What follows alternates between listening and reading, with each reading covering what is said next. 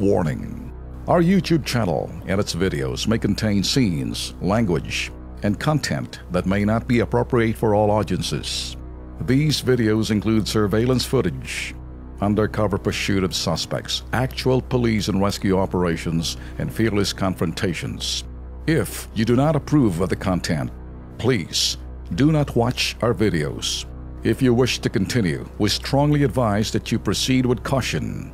Viewers' discretion is advised.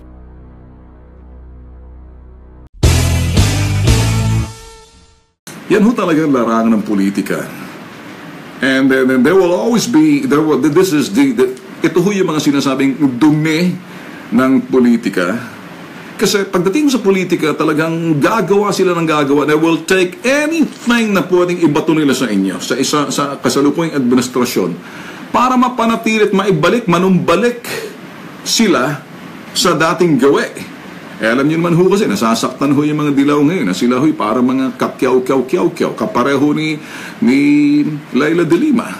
Nasanay ho si Laila de Lima, mga boss, itong si Sabah Queen, nasanay siya na talagang darling siya nung panahon na talagang kung akala mo, Sus Maria Josep, ito ho yung Justice Secretary na talagang sinuway ho ang Korte Suprema, hindi ho pinaniwalaan at dumiskarte ng sarili talagang para may sakatuparan at nagpagamit ho siya kay Panot. Yan ho si Sabah. Nakakatikim na ng karma. Ngayon, medyo nawawala ng konti. Parang, may nagsasabi sa akin, kinakausap na yung mga dagat ipis ngayon doon sa loob ng Campo Crame.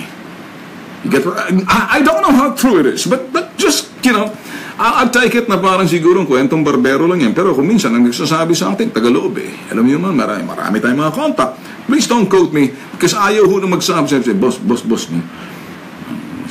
kinakausap ng mga ipis at mga bagay.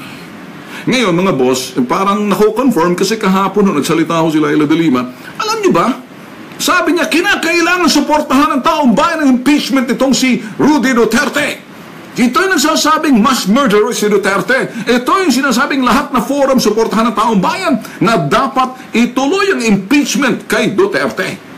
Si Laila de Lima ho to. Ang ginawa ba ni Laila de Lima, mga boss, hindi pa kontento, ang sinabi niya, Hoy! Hoy! Hoy! Mga kengkoy ng mga liberal, baka natutulog kayo sa pansitan. Sabi niya sa kanyang partido, baka nakalimutan niyo na sa mandato ng Liberal Party na kinakailangan maging magkaisa tayo dito, laban dito sa mass murderer na Rudy Duterte. Si Laila de Lima ho yan. Sinermonan.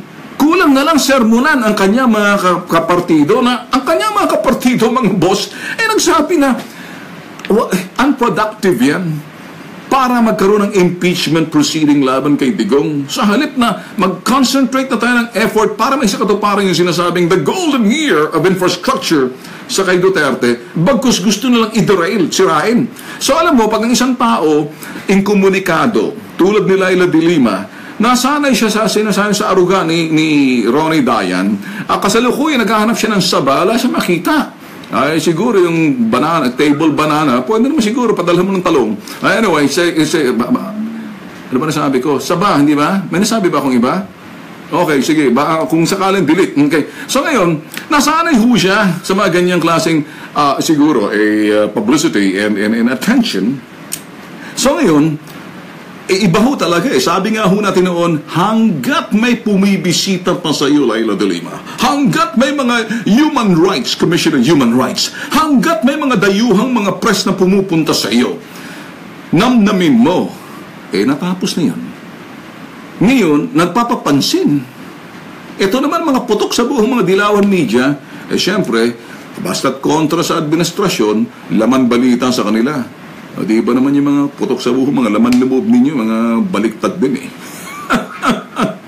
So mga boss, nananawagan, pinaalaalaha, parang she's reminding and telling her party mates, the Liberal Party, na huwag niyong talikuran ang mandato ninyo sa taong bayan. Ituloy ang impeachment kay Duterte. Boss, alam niyo ba kung anong ibig sabihin nun? Di ba sinabi ni Digong noon, wala na yan, nagkakaroon ng nervous breakdown, malapit na. Nasabi na nga rin Digong, nagkakatotoo talaga. So what's going on? Mga boss,